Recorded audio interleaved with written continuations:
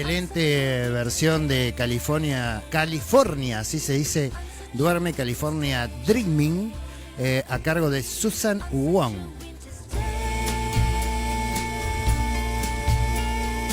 Pero, como tal cual lo habíamos anunciado, estamos con nuestro querido amigo de el LOL, que tenemos que visitar por otra parte, el señor Pablo Mazzaroli, que viene a desarrollar su columna de Sociología para Entender. Buen día, Pablo, disculpanos la demora, pero ha sido una mañana de loco. No hay problema, buen día. ¿Cómo andan todos? Bien. ¿Todo bien? Bueno, de una manera bueno, así. una forma de si querés los detalles te lo podemos pasar, vamos, pero no sería muy...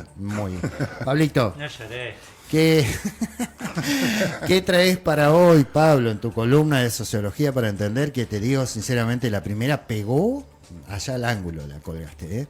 Así que bueno, tengo que primero reconocerte públicamente, digamos que tu primer columna sobre sociología fue muy buena, Pablo. Sí, le estuve dando vuelta porque ustedes trabajaron bastante ya desde la semana pasada el tema del 24 de marzo. Me gusta. Y el tema era ver cómo pues, estuvo la Ferriera hablando del proyecto económico que se impuso. Y bueno, ver cómo por ahí lo tomaba un poco más, no digo teórico porque no voy a hacer una clase, ¿no? Pero por ahí empezar a reflexionar un poco sobre, para arrancar, Dale. sobre la temática de la memoria, ¿no? A ver. O sea, y cómo lo podemos vincular la memoria con lo que sería la identidad, no solo del ser individual, todos tenemos una identidad, sino en nuestro caso hoy por ahí trabajarlo desde lo que es la identidad del sujeto histórico, ¿no? De los actores sociales, de grupos, clases, como los querramos llamar, ¿no? Y ahí aparece la memoria, porque en realidad la identidad la podemos ver como compuesta de tres momentos vinculados entre sí: el pasado, que es lo que ya fue, el presente y el tiempo futuro, ¿no? Bien. La identidad en realidad está puesta en juego en nuestra vida cotidiana, o sea, el pasado, el presente y el futuro. En el sujeto individual no tenemos tanto problema.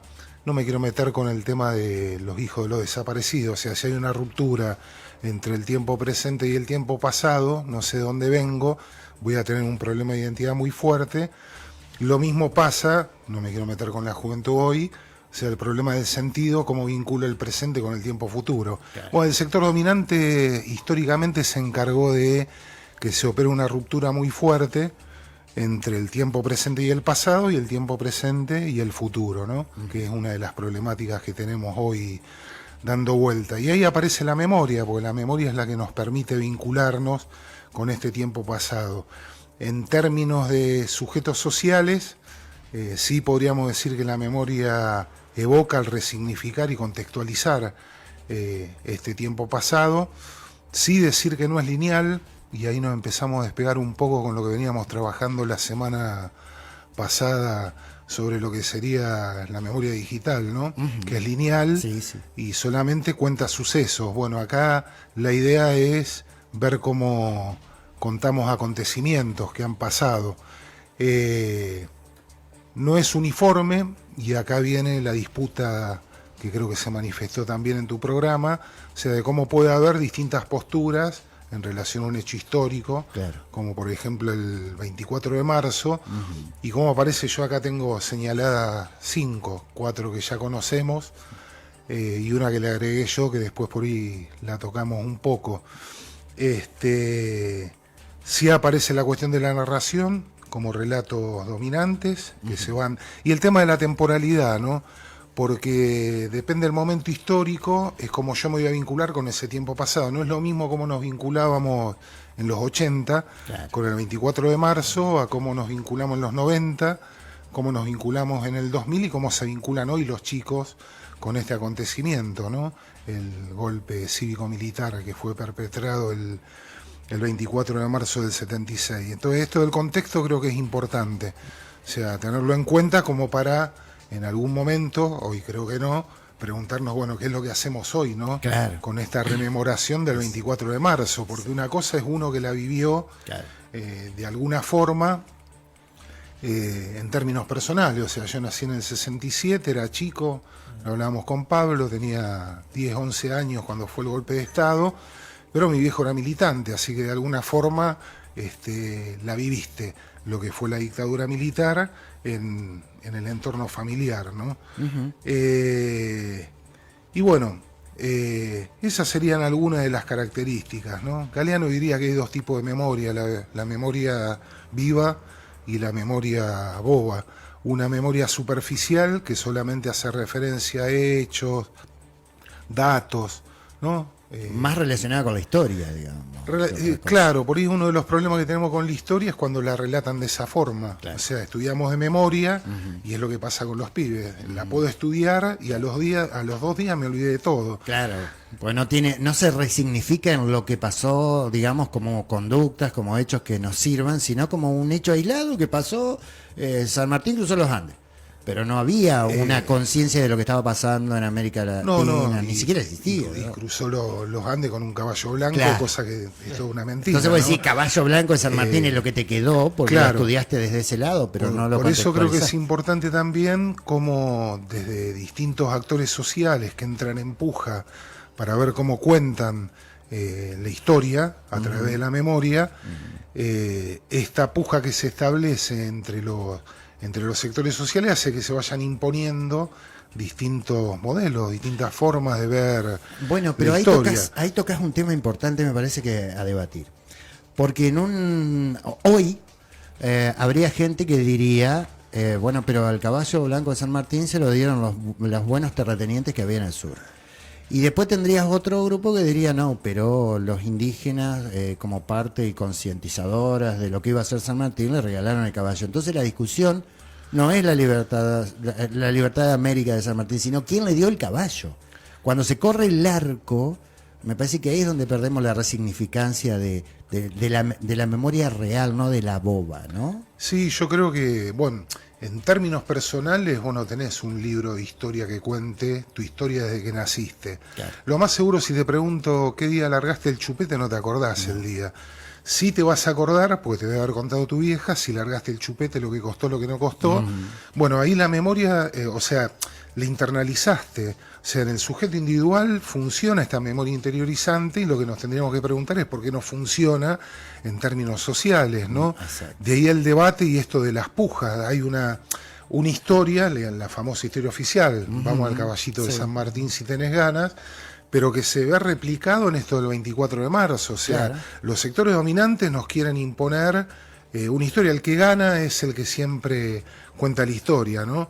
Que por ahí es la que a veces aprendemos en la escuela, por suerte, y revisionismo histórico, hay distintas corrientes dentro de lo que es la historia, pero en realidad nos tenemos que posicionar como actores sociales, o sea, ¿a qué grupo social yo pertenezco? Si soy laburante, o sea, mi historia o sector subordinado, mi historia pasa por ver cómo contamos la historia de los que fueron sometidos en la conquista del desierto. Fíjate cómo la llamamos, conquista del desierto. Algo que está despoblado no se conquista, ¿entendés? O sea, el desierto lo voy ocupando, no lo conquisto. Claro. Y la seguimos llamando conquista del desierto. Entonces, si no hubiera nadie ahí.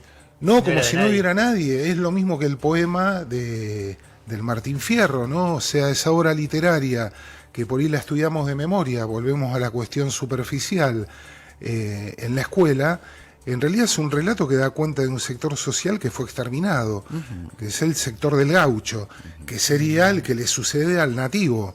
Y después tenemos una clase obrera que surge en la industrialización sustitutiva, a la que hacía referencia Laferrière en su columna, ¿no? O sea, nosotros pertenecemos a un sector social y la historia tenemos que empezar a mirarla, nos guste o no nos guste. Obviamente hay un proceso de selección, digo, yo no selecciono cualquier hecho histórico, y obviamente va a haber cuestiones que se van a silenciar, o por cuestiones de conveniencia en un momento histórico, o porque todavía no es el momento para empezar a dar algunos debates que creo que están pendientes en nuestra sociedad. O sea, ¿por qué se perdió en el 76? ¿Por qué fuimos derrotados como campo popular, como sectores populares? Es hacer un análisis del 24 de marzo desde el punto de vista, no me quiero poner marxista, desde un modelo que tiene base en lo que es la lucha de clases, ¿no? tengo la narrativa de los derechos humanos que la llevaron adelante las organizaciones de derechos humanos, que es la que predomina en los 80 y por suerte es la que se resignifica el martes, con esa amplia convocatoria que hubo y la respuesta que hubo no solo de la sociedad en general, sino de los jóvenes también. Sí. Pero después me empiezan a aparecer la teoría de los dos demonios, me empieza a aparecer ahora el nunca bien ponderado el número la memoria 30. completa. Claro. Sí, aparte de los 30, ¿no? Si son Sí, 30, sí. no son 30, todavía es discutible hasta en términos históricos, porque lo charlábamos con vos afuera, este informe de la DINA, de los servicios de inteligencia chilenos, que salió en un artículo de La Nación en el año 2006, donde los militares argentinos terminan afirmando en estos informes que fueron desclasificados en Estados Unidos, no en Argentina. Lo que se está pidiendo es que se desclasifiquen todos los informes que hay para saber exactamente cuántos fueron. Y en este informe aparece la cifra de 22.000 desaparecidos o muertos. Del campo popular, no me voy a meter todavía con cómo estaba compuesto ese campo popular y cómo aparecen las organizaciones político-militares, ¿no? En el marco de este plan de aniquilamiento o este plan de exterminio. Ahora, y estamos hablando desde 1975 a 1978, esta cifra de 22.000. Nos están faltando 8 años. Sí.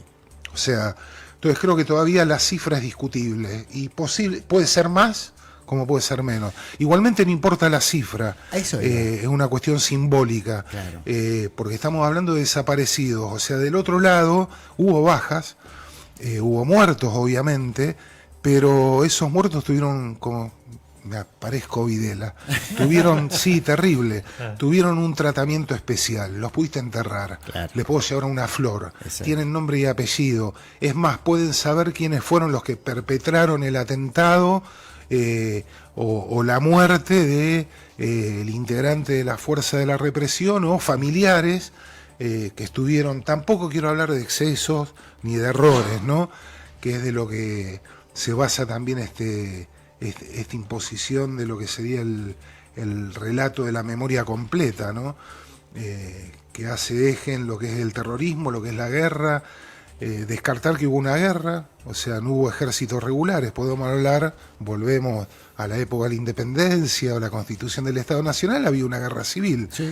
había distintos territorios que eran gobernados por distintos caudillos, cada uno tenía su fuerza armada regular, las montoneras en La Rioja, Urquiza en Entre Ríos, hubo una guerra civil, digo, en términos de lo que fue el 24 de marzo no hubo una guerra. Claro. O sea, hubo un plan de exterminio y de aniquilamiento, no solamente de las organizaciones político-militares, que en realidad creo que también salió en tus programas, que ya estaban totalmente desarmadas para 1975, sino que yo estoy convencido que en realidad la política de aniquilamiento era dirigida al campo popular, que había logrado acumular poder desde el año 1945 Claro, por hasta supuesto. la década del 70, Sí. con algunos hechos que ya le llamó la atención a los sectores dominantes y a las Fuerzas Armadas, que ya empezaban a aparecerse como acontecimientos de tipo insurreccional, ¿no? Claro. El cordobazo, el viborazo, el rosariazo. O sea, ya la duda es cómo hago. Hasta el 66 el objetivo era ver cómo disciplinar a los sectores populares a través de la represión y a través de la proscripción. Ahora, a partir del 66 se decide, mucho antes Sí. del golpe de Estado, Yo iniciar esta política Por supuesto. de aniquilamiento. Y de apertura, López Rega metido en el medio. Pero yo quiero aprovecharte de hacer un paréntesis cortito nada más, porque tengo que aprovecharte como sociólogo y desde el punto de vista de la sociología, porque lo dijiste, nosotros lo hemos debatido. ¿Qué cambia si fueron 8 o 9 de la CONADEP, 22 de la DINA o 30.000 de los, digamos, de las madres y de las organizaciones de defensa de derechos humanos? ¿Qué cambia, digamos, en instalar un relato de fue una guerra? Porque hubo dos bandos. No, pará, máster. Era un ejército contra una organización de civiles. Pero ponele.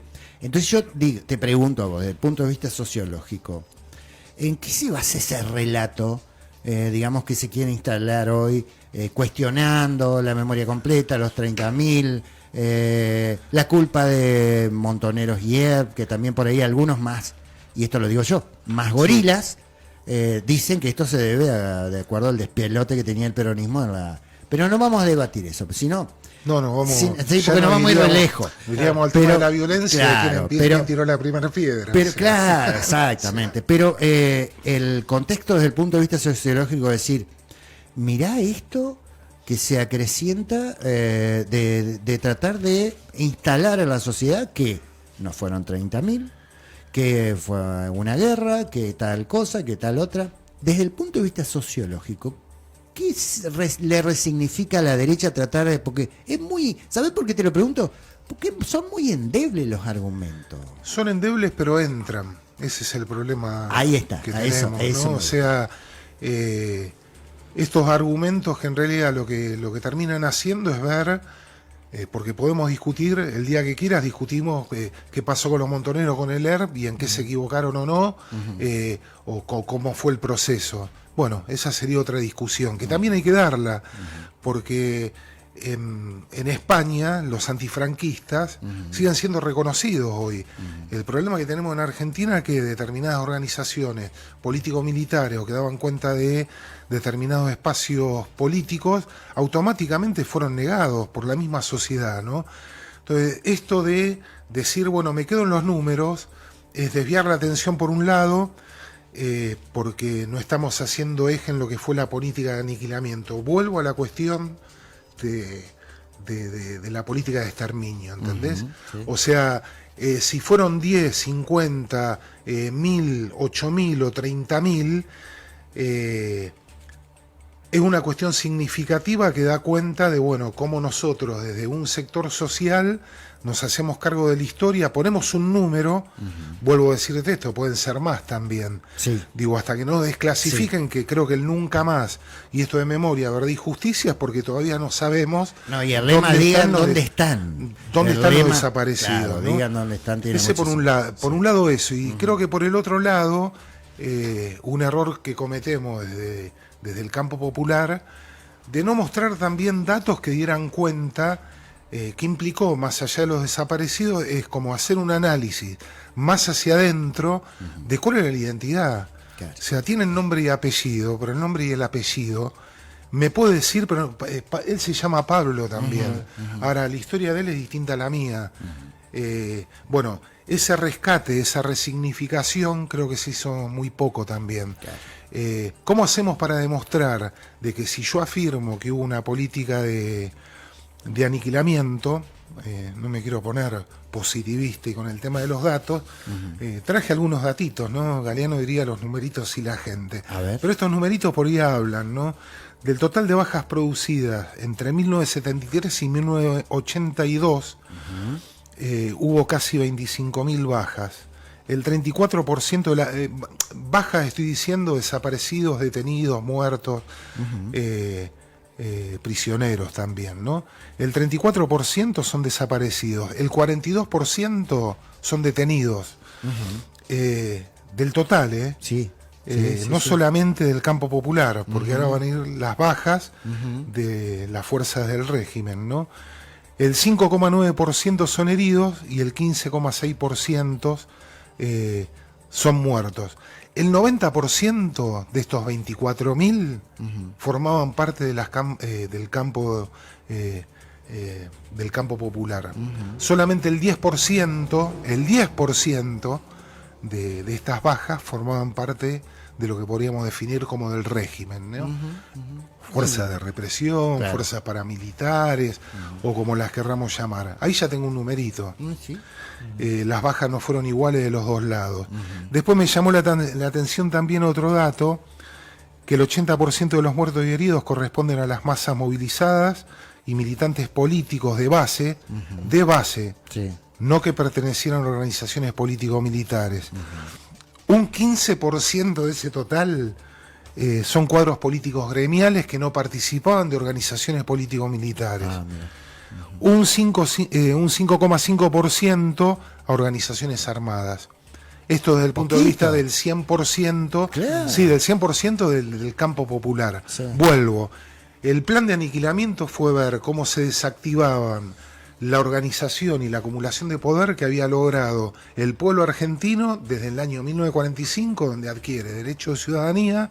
Estos son coartados en el 55, vienen estas políticas de represión y de proscripción que se transforman en políticas de aniquilamiento en el gobierno de Onganía en 1966 y 1969, como tiempo histórico, ¿no? Hay otros datitos más, no quiero aburrir mucho. No, pero esos datos que diste recién me parece que es importante. Porque, a ver, algo habrán hecho. Bueno, apareció en un post de estos días, no quiero hacer... Ponele, pero también es una justificación. Vos estás diciendo que el 5% era gente que, digamos, podría decirse que te ponía una bomba o que iba a la violencia específica. ¿Solo el 5%? Sí. Después, en el 95% hay hay dentro de eso estudiantes sindicalistas que no tenían nada que ver ni con Montonero ni Heller, vamos a decirlo directamente. Mi viejo fue un militante de la JTP, que era el brazo gremial de la juventud, militante peronista, claro. Y podría haber caído. ¿Sabes por qué? Porque escuchaste Miriam Fernández, que el testimonio que presentó el gobierno, donde ella desconoce, ¿eso lo escuchaste último algo? No lo vi, no lo quise ver. Bueno, lo resignifica como que la mamá que le venden a ella de la ESMA Abuelas era montonera. Y vos estás diciendo ahí, a ver, el 5% de lo que está comprobado, digamos que actuaron las fuerzas paramilitares en contra de su propio pueblo, solo el 5% se comprobó que eran parte de estos movimientos violentos, digamos. Y tendrían que haber sido juzgados. Claro. No desaparecidos, exacto, no torturados, no muertos. Bueno, o sea, esa era mi discusión con la gente que me decía, eran entonces, iguales. Esa verdad completa. Bueno, porque... ahí está, pero eso tiene resignificancia, porque esa verdad completa que te dicen, no, pero hay que contar la verdad completa. Bueno, la verdad completa es que de 100 personas que chupaban, 5 nomás tenían relación con algo que buscaban. Igualmente el otro 95 no. Y te agrego otro dato más. De ese... No digo el 5%, sino de los hechos armados producidos entre el 73 y el 76, hechos de organizaciones políticos-militares que producen bajas, del total de los hechos solamente el 28% de los hechos perpetrados por organizaciones político-militares producen bajas. ¿El resto de quién es?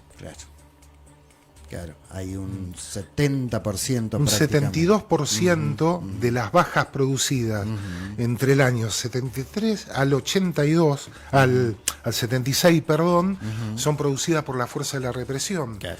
Entonces, esos números, que parece que no, yo creo que también es un error no empezar a afinar esos números también, como para entrar a desarmar este relato que entra muy fácil, ¿entendés? Sí, igual que el relato eran todos terroristas, no, papá. O sea, primero eran organizaciones político-militares que en aquella época eran reconocidas a nivel internacional como movimientos de liberación, porque todo este proceso se vivió en toda América Latina y en el mundo también. No me voy a ir al Mayo francés, y no me voy a ir a Chile, no me voy a ir a Brasil, no me voy a ir a Cuba, no me voy a ir... eran reconocidas de una forma distinta. El otro relato es que no fueron juzgados, y Mariela, mi mujer, ayer me hacía acordar, yo no lo había tenido en cuenta, ¿no?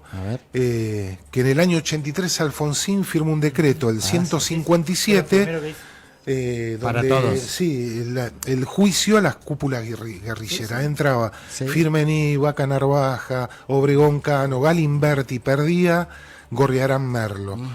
En el 90 fue el indulto de Menem. Sí, de Menem. No me voy a meter con la obediencia a vida y el punto final, porque en algunos de los programas que escuché es como que si te parás mucho de la visión de los radicales, obediencia a vida y punto final no aparece. ¿No?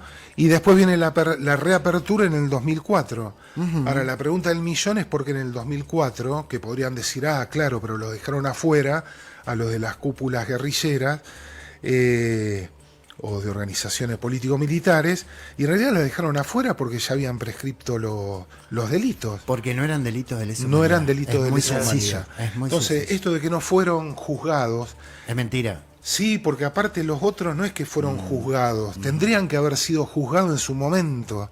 Fueron masacrados. No, bueno, pero siguiendo tu relato con respecto a los primos del radicalismo, tuvieron un gobierno de la Rúa y no pasó nada, si fuese el caso.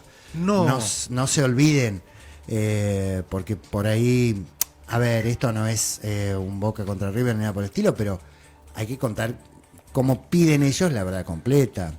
Y si van a solamente mostrar errores o consecuencias que tiene que hacerse cargo el peronismo, también hubo otros gobiernos en el medio que nada le dieron. Y aparte hay una discusión que yo tuve con un compañero y amigo. Fernández Mejide siendo parte de la alianza. Pero aparte, a ver, Alfonsín hizo bien. Escuchala hoy lo que dice. No, yo chicos, a ver, chicos, Raúl Ricardo Alfonsín, que es un intachable, yo lo hablaba con un amigo, esto en privado, tenía el deber, el honor y lo cumplió, y es rescatable, pero del pueblo que quería justicia en ese momento, saliendo de la dictadura y entrando a la democracia, tenía la CONADEP atrás, tenía un montón atrás, y su conducta correspondió con lo que para ese tiempo se necesitaba, y por eso se lo honra a Alfonsín. Ahora, en esto de denostar el 2003, el 2004, decir que el kirchnerismo viene y se apropia, Carlos Néstor Kirchner, viene y dice, muchachos, acá asumimos nosotros la responsabilidad del indulto del Turco, la inoperancia de la Rúa, no dice nada de Alfonsín, y vamos a continuar con esto como corresponde. No era apropiarse, sino era tomar el deber que en su momento tuvo Alfonsín, pero como política. A ver, poniéndolo en contexto, y esto no es minimizar lo de Alfonsín, lo de Alfonsín se pedía. Cuando asume Néstor Kirchner, nadie le dijo, che, retoma esto. No. Fue una política de Estado, digamos, de hacer justicia, de resarcir a quien hubo que resarcir, de volver a juzgar, de no juzgar a los montoneros, tal cual lo decía, porque no eran delitos de lesa humanidad y por eso se había prescripto. ¿Sí? Entonces diferenciemos, porque cada uno cuenta la historia del lado que la quiera contar. Es lo mismo del caballo blanco de San Martín. Si va a haber alguno que va a decir se los dio un terrateniente y por eso los terratenientes son buenos, y el otro que va a decir se los dieron los pueblos originarios y por eso los pueblos originarios son buenos. Pero me parece que, viste, en el medio hay una verdad, hay una realidad histórica, me parece, y que hay que contarla real y asumir cada fuerza. Si tiene que asumir los errores y arrancar, porque si nos sigue dividiendo esto chiquito de que cada uno quiere contar su propia historia de lo que ganó. Yo leí algunos radicales, que me parece muy bien, que del 24 no dijeron nada, hablaron todo de Alfonsín.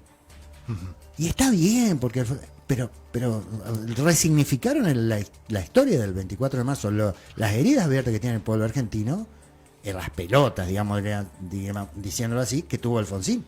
Pero Alfonsín es la consecuencia, en lo que terminó, pero en el medio, ¿qué pasó?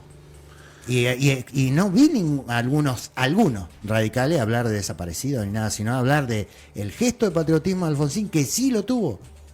Pero poner el foco solamente en eso es olvidarse de algo que nos pasó. Entonces, ¿cuál es la finalidad por ahí nuestra? No sé vos, Pablo, dos Pablos. Es que todos nos hagamos cargo del 24 desde el lugar que nos corresponda.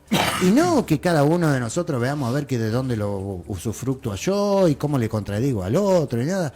Porque a ver, es como Malvinas, son historias que marcan y son heridas que todavía hay abiertas del pueblo, sin ideología, del pueblo completo. Sí.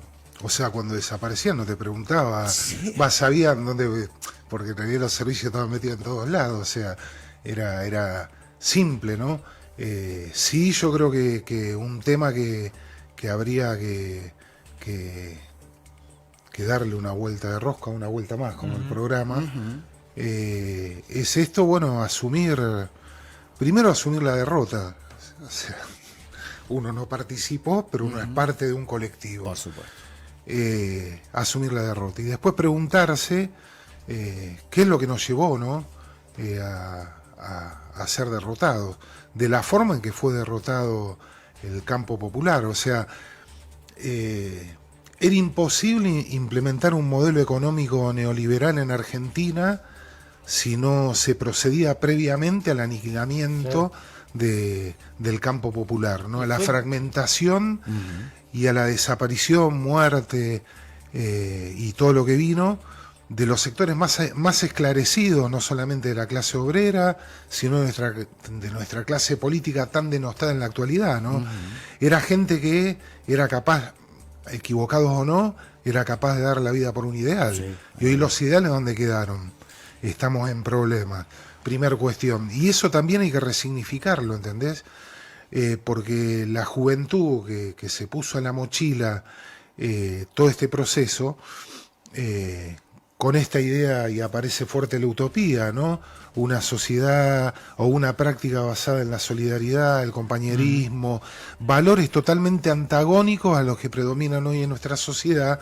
Bueno, esa gente ya no está, que son los que tendrían que haber tomado la posta. Cuando nosotros empezamos a militar en el año 83, nos faltaba esa generación, ¿no? Y yo creo que hay errores que tendríamos que revisar los que nacemos políticamente, no biológicamente, a partir de la Guerra de Malvinas o de la apertura democrática, después del golpe cívico-militar.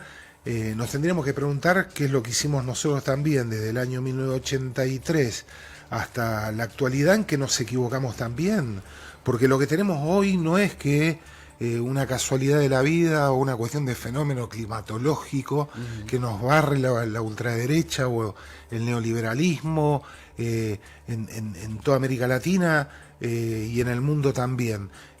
Lo que nos tendríamos que empezar a hacer, esto que vos decías, bueno, cómo cada grupo etario también se empieza a hacer cargo y responsable, porque si no siempre la culpa la tiene el otro, ¿no? Y hasta que no nos hagamos cargo y responsable, hay un autor que habla de lo que se llama el movimiento de apropiación del acto. O sea, en vez de poner la culpa en la externalidad, Claro. si voy a la izquierda, la culpa de todos nuestros males lo tiene el Fondo Monetario Internacional. Y adentro, Claro. ¿qué pasa? Digo, la culpa de nuestros males lo tienen los militares. Y adentro, ¿qué nos pasó? La culpa de todo la tiene Milei, y Milei llegó por algo, y en algo nos debemos haber equivocado. Ahora, ese tipo de debates se perdieron también. Esto que hablábamos la otra vez, antes había formación, hoy no hay formación política. Yo no quiero hacer el ejercicio de agarrar a funcionarios de distintas líneas de gobierno, nacionales, provinciales, municipales, y agrego militantes, y empezar a hacer preguntas básicas hasta de la historia. ¿Sos peronista? Te voy a preguntar desde el peronismo, si por ejemplo lo leíste a Hernández Arrey, a John Williams, si los leíste, si saben quiénes son. Sí. Tengo mis serias dudas de que sepan quiénes son. Y eso es parte también de una construcción histórica y de una consecuencia que tuvo este aniquilamiento. O sea, no sé cuánto nos va a costar volver a motorizar las ruedas de la historia y no esperar que sea la historia, verla como de afuera, sino ser hacerte partícipes cargo, activos de la hacerte historia. cargo. Claro, pero primero tenemos que empezar a ver en qué es lo que nos equivocamos, porque el peronista le echa la culpa al radical, el radical bueno, cada uno desde su lugar que se haga cargo también. Rescato dos cosas que dijiste, me parece importante, que me pegaron en esto que vas tirando tanto, que tira tanto Pablo. Voy a tratar de tirar. No, pero tira Me tanto, termino variando yo. tantos significativos pero sí rescato dos cosas que dijiste. La primera, la última, es el debate, pero el debate en serio, lo que venías diciendo. Y la segunda que dijiste, que me pegó mucho mientras te venía escuchando, dijiste, nos faltó una generación. Y sí. Y es verdad. O sea, nadie lo ha resignificado también a este terrorismo de Estado desde el lado de que se perdió una generación, loco. Se perdió una generación, y le agregamos este plus de significado, de que aparte de que se perdió, fue totalmente estigmatizada, ¿entendés? Claro. Esto de algo habrán hecho. Y los miedos que también generaron, porque hay gente que... El terror, que llevó años. volviendo al tema del terrorismo, ¿no?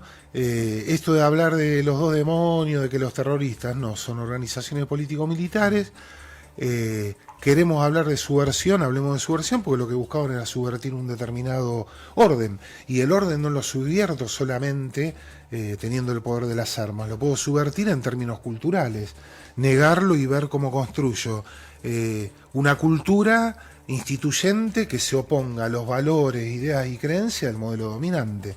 Esto es subversivo también. Y tampoco no me da miedo el concepto de subversión, porque en realidad el mayo francés fue subversivo.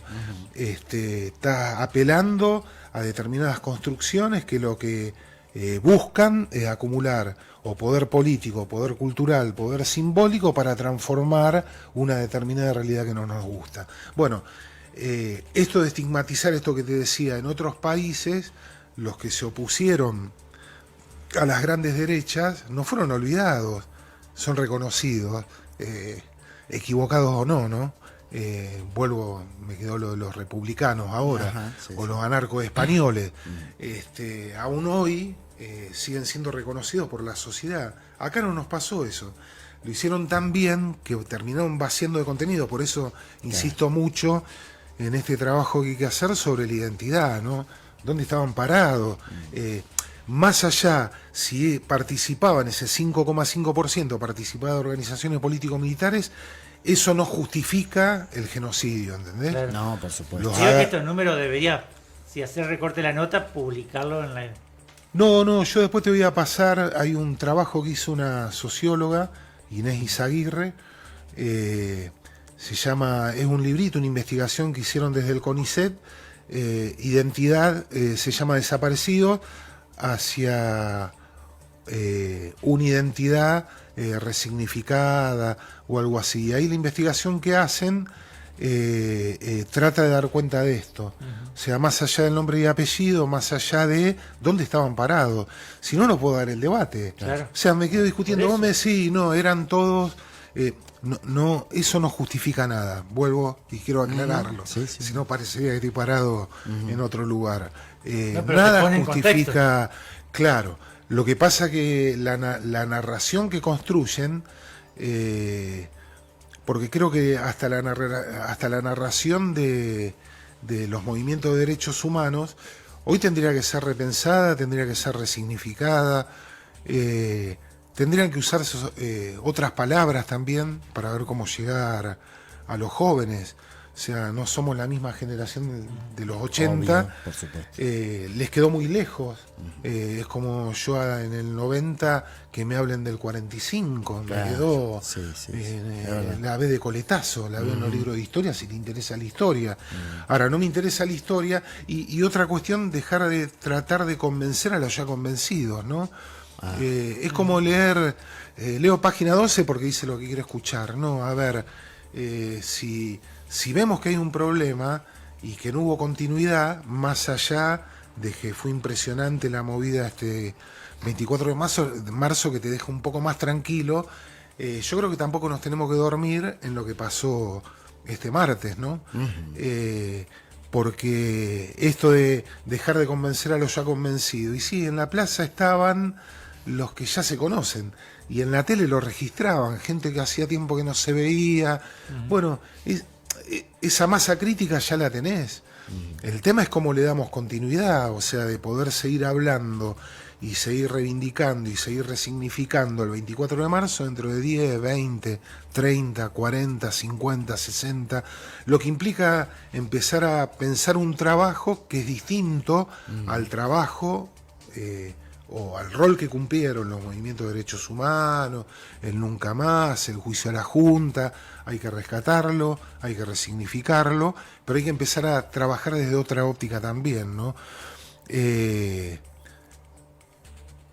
Creer, y vuelvo a lo de la internalización, que la narrativa de los derechos humanos fue internalizada por toda la sociedad, yo tengo mis dudas, ¿no? Porque cómo conecto lo de la marcha del martes con cómo vota la gente.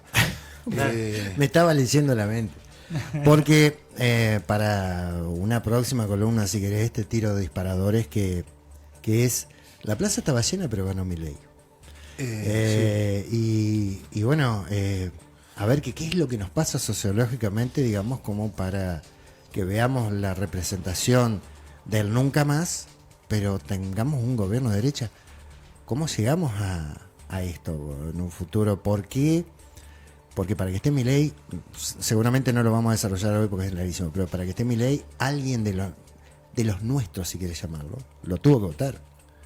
Sí, sí. Pero ten en cuenta que son 5 millones de 50. Está bien, pero yo lo quiero la visión del sociólogo, desde el punto de vista de la sociología. ¿Qué le pasó a la gente? Porque también tenemos el 26 Una de punta. octubre. Y Dale, para dale, mí- tiralo, No, después lo no, desarrollamos. para mí hoy ya una punta ya la tenemos. No lo vamos a volver a desarrollar cuando desarrollemos ese punto, Exacto. Claro. ese tema puntualmente. Pero mi primer supuesto es la fragmentación y desarticulación de toda la movida político, gremial, estudiantil, que estaba enmarcada en una utopía o en tratar de construir un mundo mejor. Yo no puedo entender lo que pasa hoy si no me voy al 24 de marzo Obvio, del por 76 supuesto. y previo al 24 de marzo del 76, porque la política de aniquilamiento es previa. Ya estaba, no traje los datos, pero está demostrado también que las organizaciones políticas militares ya estaban hay datos, Sí. estaban totalmente desarticuladas. Y ahí ya tendríamos que agregar la otra parte del análisis, que por ahí algo tiramos hoy. O sea, si bien la primera tarea que realizan las fuerzas represivas es tratar de aislar o de separar a las organizaciones políticas militares de las masas populares, cuestión esta que lo lograron a través del terror, Sí. que empiezan a ejercer automáticamente con estos datos que vimos sobre los sectores más conscientes del pueblo. Después el tema de pasar a la clandestinidad fue decisión de las organizaciones político-militares. Se terminaron aislando. Si ya estaban aisladas, se terminaron aislando 10 veces más. Sí, por supuesto. Más hacer esta lectura y tratar de ver, que yo no tengo la respuesta por el momento, pero es algo que me está dando vuelta, cómo nuestra generación se hace cargo de lo que se tiene que hacer cargo. O sea, la generación de los 80, de Malvinas, etcétera, etcétera, nos tenemos que hacer cargo de en qué nos equivocamos, y hay que empezar a reflexionar qué es lo que nos pasó, que hizo que los partidos políticos se terminen vaciando de contenido, que hoy predomina una cultura de vivir de la política y no para la política, que a diferencia de los militantes del 70, que es lo que hay que rescatar, vivían para la política, no de la política. Claro, sí. Nadie estaba viendo qué carguito ocupaba. Y hoy ven todos los partidos, incluyo el Partido Justicialista, que para mí es un partido más dentro de los partidos que hay dentro del sistema de la democracia burguesa, se terminó transformando en un partido más, y después se preguntan, ¿y cómo hacemos para llegar a la gente? Y en el formato de partidos, de una democracia representativa que solamente pide el voto cuando hay elecciones, yo decido cuando pongo el voto y después nadie me pregunta más nada. En comunidades chicas como Nogoyá tendríamos que tener espacios donde en los distintos barrios se esté discutiendo cuáles son las problemáticas que hay en los barrios. Pero bueno, eso va a dar para Discutía otro... siempre, cuando miran algo así, no hay vecinales. No hay No hay vecinales. vecinales.